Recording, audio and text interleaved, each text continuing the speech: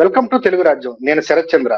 ఈరోజు మనం ఒక ఆంధ్రప్రదేశ్ లో నెలకొన్నటువంటి రాజకీయ పరిణామం గత 2-3 రోజులుగా వివాదాస్పదంగా మారినటువంటి ప్రొఫెసర్ నాగేశ్వర్ వ్యాఖ్యలు, ఆ తర్వాత దానికి సంబంధించి జనసేన, తెలుగుదేశం పార్టీల స్పందన, అసలు దీని మొత్తం వ్యవహారం వెనక ఏం జరుగుతుంది, ఏం జరిగి ఉండొచ్చు, అసలు దీనికి కారణాలు ఏమై ఉండొచ్చు అనే దాని మీద మాట్లాడుకుందాం.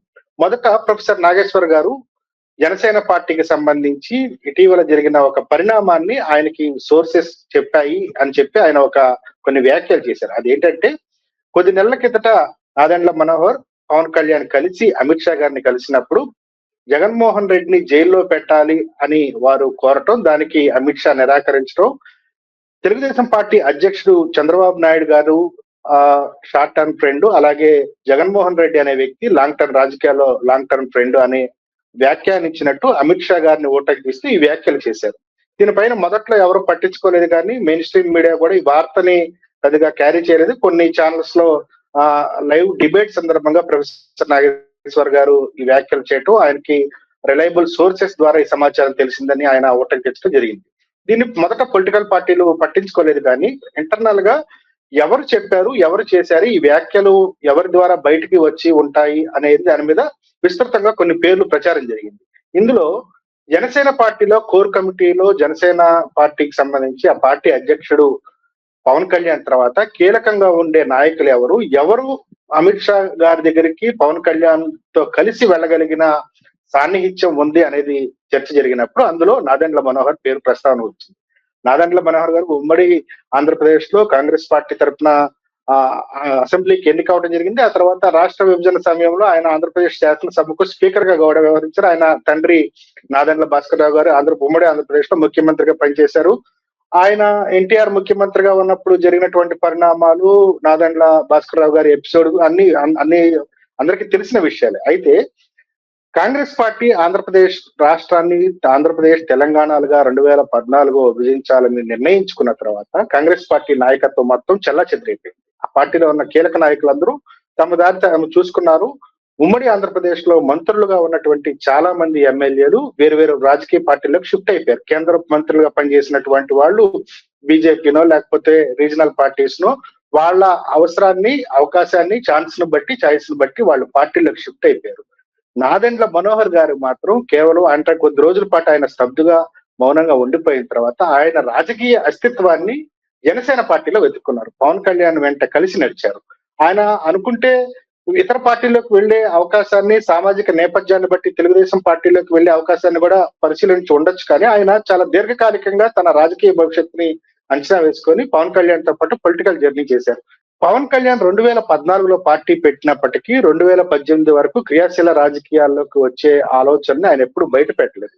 2019లో మాత్రమే ఆయన మొదటిసారి ఎన్నికల్లో పోటీ చేశారు. నాదెండ్ల మనోహర్ దాదాపు పార్టీ పెట్టిన కొన్నేళ్లకి ఆ పార్టీలోకి వచ్చినా కూడా పవన్ కళ్యాణ్ తో దీర్ఘకాలంగా ట్రావెల్ చేయాలని నిర్ణయించుకొని ఆయన్ని ప్రభావితం చేయటంలో చాలా కీలకంగా వ్యవహరించారు. రాజకీయ వ్యూహాలు తీసుకోవటంలో కానీ, రాజకీయ నిర్ణయాలను ప్రభావితం చేయటంలో కానీ నాదెండ్ల మనోహర్ ప్రభావం పవన్ కళ్యాణ్ మీద ఉంటుందని జనసేన వర్గాలు కూడా చెబుతుంటాయి. ఈ ఎపిసోడ్ లో అమిత్ షా గారిని పవన్ కళ్యాణ్ గారు కలిసి జగన్మోహన్ రెడ్డిని అరెస్ట్ చేయాలి అని డిమాండ్ వినిపించిన సమయంలో పవన్ కళ్యాణ్ తో పాటు నాదెండ్ల మనోహర్ అక్కడ ఉన్నారు.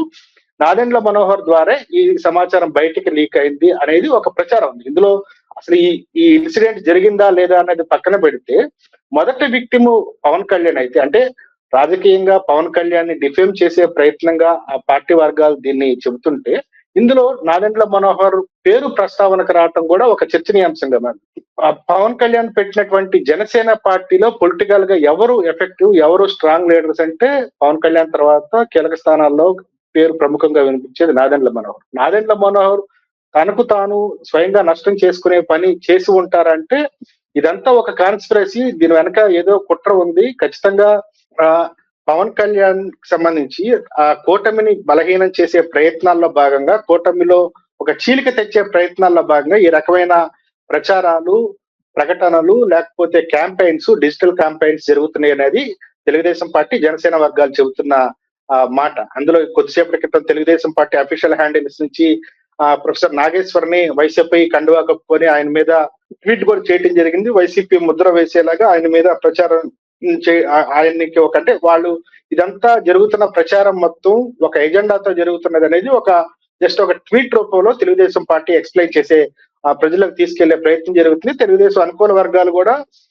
పవన్ కళ్యాణ్ కి టీడీపీకి దూరం పెంచే ప్రక్రియలో భాగంగానే ఇదంతా జరుగుతుంది. ఒక ప్లాంటెడ్ గా నాదెండ్ల మనోహర్ ని, జనసేనని, పవన్ కళ్యాణ్ ని, తెలుగుదేశం పార్టీని అంటే ఒక స్ప్లిట్ తీసుకొచ్చే ప్రయత్నంలో భాగంగా ఇది జరుగుతుంది అనేది తెలుగుదేశం పార్టీ వర్గాలు చెప్తున్నారు. అంటే ఎన్డీఏ కూటమిలో బీజేపీ, తెలుగుదేశం, పవన్ కళ్యాణ్ ఆ 3 పార్టీలు కలిసి ఉండగా పొలిటికల్ గా వాక్యూమ్ ఉండదు కాబట్టి వైసీపీ బలపడాలి అంటే ఇటువంటి స్ట్రాటజీస్ అవలంబించాలి అనేది వాళ్ళ వ్యూహంగా కనిపిస్తుంది. అందుకే ఈ రకమైన క్యాంపెయిన్స్ చేస్తున్నారు. నిజంగా అమిత్ షా దగ్గరికి అట్లాంటి ప్రపోజల్ తో వెళ్లే అవకాశాలు చాలా తక్కువ ఉంటాయి.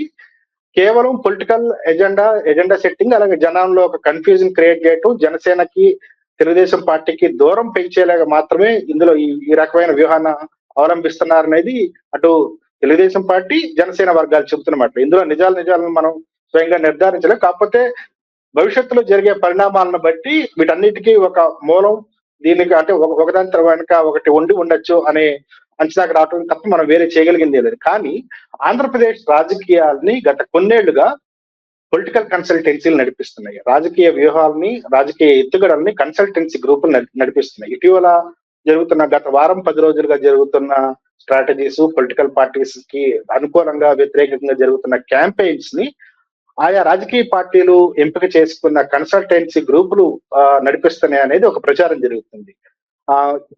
ఇప్పుడు ప్రస్తుతం ప్రధాన పార్టీలన్నీ ఆ కన్సల్టెన్సీల వ్యూహాల్లో బాధితులుగా అంటే ఒక కన్సల్టెన్సీ గ్రూప్ వేసిన ఎత్తుగడకి మరొక పార్టీ బాధిత వర్గంగా మారితే అదే సమయంలో దాన్ని ఎదుర్కోవడానికి అవతల వర్గం ఇంకొక స్ట్రాటజీని ఇంప్లిమెంట్ చేస్తుందనే ప్రచారంగా కూడా ఉంది. 2 ప్రధాన రాజకీయ పార్టీలు కన్సల్టెంట్ల మీద ఆధారపడటం వల్ల ఇటువంటి రాజకీయాలు జరుగుతున్నాయి. క్యాంపెయిన్స్, సోషల్ మీడియాలో కన్ఫ్యూజన్ క్రియేట్ చేసే అట్మాస్ఫియర్ జరుగుతుంది. దీని వెనక ఎవరి ప్రయోజనాలు అంటే ఆ కన్సల్టెన్సీ అందించే సేవలను బట్టి ఆ రాజకీయ పార్టీకి లబ్ధి చేకూర్చడమే ప్రధాన లక్ష్యంగా ఈ రకమైన ఎజెండా సెట్టింగ్ కాన్సెప్ట్ నడుస్తుంది. ఇందులో భాగంగానే ఈ తరహా నెరేటివ్స్, రాజకీయ విమర్శలు, రాజకీయ పార్టీల వైఖరుల మీద విమర్శలు, రాజకీయ పార్టీలు లక్ష్యంగా చేసుకొని వాటి నాయకత్వాన్ని లక్ష్యంగా చేసుకొని ఈ రకమైన విమర్శలకు కారణమవుతుందనే వాదన కూడా ఉంది. దీన్ని అంటే పొలిటికల్ పార్టీస్ వాళ్ళు ఎంచుకున్న కన్సల్టెంట్లు ఇచ్చే సలహాలను ఖచ్చితంగా ఫాలో అవుతా ఉంటాయి. దాంట్లో తమకు లాభం ఉంది అనుకుంటే, తమ పార్టీకి ప్రయోజనం కలుగుతుంది అనుకుంటే అవి వాటిని ఫాలో అవుతాయి. కాబట్టి అవతల వాడు వేసే వ్యూహానికి అనుగుణంగా యువతల రాజకీయ పార్టీ కూడా కౌంటర్ మెకానిజం ఆలోచిస్తుంది. కాబట్టి 2 పార్టీలు పరస్పరంగా అంటే ఉన్న ప్రధాన పార్టీలు అంటే వైఎస్ఆర్ కాంగ్రెస్ పార్టీ కావచ్చు, తెలుగుదేశం పార్టీ కావచ్చు, జనసేన పార్టీ కావచ్చు, తమ రాజకీయ ప్రత్యర్థి మీద పైచేయి సాధించే క్రమంలోనే ఈ తరహా నెరేటివ్స్, ఈ తరహా ప్రచారాలు వెనక ఉన్న అసలు కారణం అనేది తెలుస్తుంది. Sarathchandra, signing off. Hello, Telugu Rajyam channel చూస్తున్నారా? సామాజిక, రాజకీయ, జీవన చిత్రణే తెలుగు రాజ్యం. అతిశయోక్తులు, అసత్యాలు ఉండవు. రాజకీయ కోణం కాదు, ప్రజా కోణమే కొలబద్ద. తెలుగు రాజ్యం వీక్షణ నీ ఉత్తమ అభిరుచికి నిదర్శనం.